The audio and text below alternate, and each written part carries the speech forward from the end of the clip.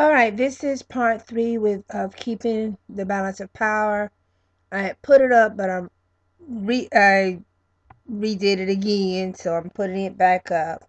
Um, but this is again, I'm just trying to get people to understand that you're living in a society where you have simply been only a pawn in keeping the balance of power with them. See, remember, they don't care what side you're on.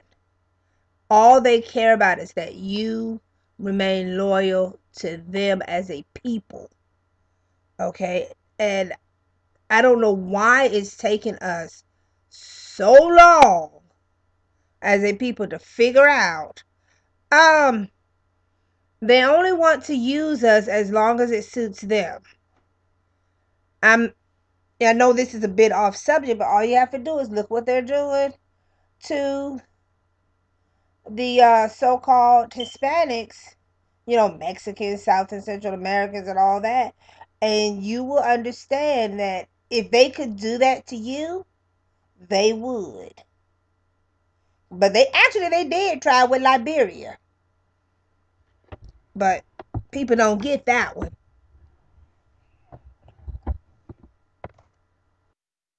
But we have to keep in mind that, here's the thing. You were either a loyalist to the British Crown, or you were considered, in this particular case, with the um, war that I'm about to talk, well, the Declaration of Independence I'm about to talk about, you were either a colonist. That was it. But if you were a colonist, you were still considered a subject of the crown. No ifs, ands, or buts. That's what you were. Okay?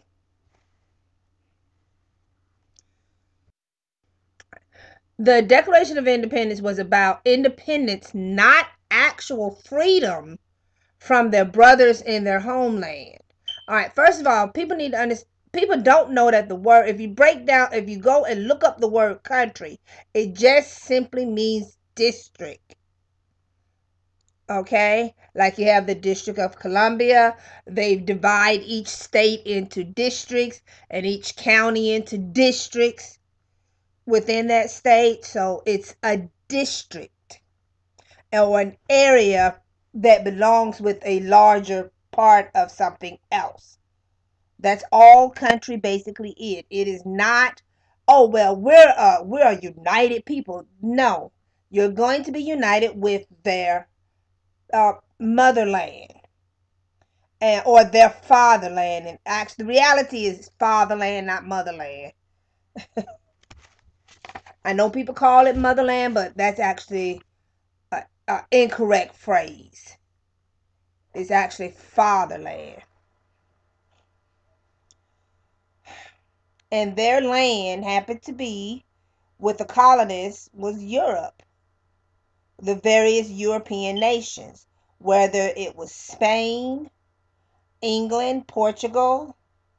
And when I'm talking about the Americas, I'm all talking about all the land between the Atlantic and the Pacific Ocean. That is the Americas. That is the New World. It's, I know this is all, again, I know this also, but stop looking for New World Order. It's been here. They've just been doing everything they can to make it perfect in their eyes. But the Revolutionary War also was not about real freedom. It was only about being allowed to work, to live independent of having to wait for the crown to give authority for certain laws and not having to deal with obeying the treaties that the crown made with the so-called savages or Native Americans, so-called, that the crown had a habit of doing, and the colonists have a habit of saying no. All right, they had mainly 4 main grievances with the Declaration of Independence that they had. Now, I will have below a link to the Declaration of Independence. And also with that link will be the original draft, the edited draft, and it'll have the signatures. There is a section where you can actually look at the signatures of uh, such as Benjamin Franklin, for example, who wrote his correction in there, if you please. And of course, you can tell which corrections were Thomas Jefferson's and whatnot. Then you have the third version, and it compares the three so you can see all three. And that was the one that was officially signed by the 13 colonies and sent over to the crown, basically declaring themselves an independent company. They had the judicial, legislative, executive, and commercial complaints. I know people are like, well, how does commercial have to do? What does commerce have to do with any of this? Very simple. Because in order for any of these things to take place, the governors that were set up and the judges that were set up by the British Crown they would generally have to go, or they would enforce the laws that the British Crown wanted to enforce. And the governors would come and say, well, these are the laws that we are allowed to do. These are the treaties that have been enforced. La da da da da. They didn't like this because a lot of times it took away from them. Actually, the majority of the time, they didn't feel that the so-called indigenous people, and just because someone calls himself a Native American does not mean they are. Actually, a lot of them who are nothing more than the Edomites who ran away because they couldn't stand what was going on in the colonies and married into the various tribes and communities and took it over. I'm like, well, how does that happen? There's a lot to do with what's going on now. A lot. But I'm not going to really go into that right now. Okay.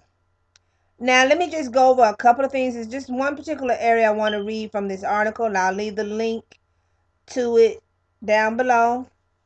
But in this, it's during the Revolutionary War, black men and women served in a variety of capacity for the Continental and British armies. Proportionally, more African Americans supported the British because they promised freedom to those who fled rebel slaveholders. Okay? And well, you know, when you got laws, I should have mentioned that in the first video, but when you have laws that are saying, oh, we're going to stop the slave trade from Africa over to here, you're going to have to deal with what you have. You're going to have to find a way to make that work. Then eventually you come to a point where the people are like, well, wait a minute, you taking money from us. Who are you to tell us how to rule ourselves? Because these people honestly believe, not just everybody, just those that were the second and third sons of landholders in Europe or aristocrats in Europe, and they would not have inherited anything. This was their way of gaining riches. Plus those that had been brought over here because through indenturedhood, the Europeans that were brought here through indenturedhood, they usually did not serve the 7 years we've been taught. They usually only served about 4 years at the most on average, if they didn't run away. Because obviously they could hide easily. And the few slaves that would run away, even during that time, before it really became a big issue, always had on their back somebody could turn them in. Because even though they didn't like each other, they hated us more. Okay? But my main thing is we have to we have to get over this wanting to unite with people who are clearly our enemies and who only take us for as long as they use us. See, we're still trying to get Esau to forgive us for what our father did, for what our forefather did, Jacob did, and Isaac did, even though it was what the Most High wanted. And we're still trying to get him to stop killing us, stop hating us, when he promised that's exactly what he was going to do. And he does that to this day.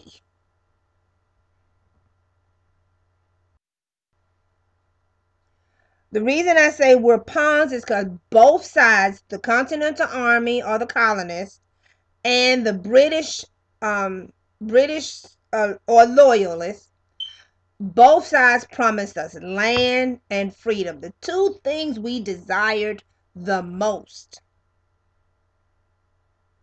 And even though we think we have been freed, if someone has to tell you you are free, you are not free.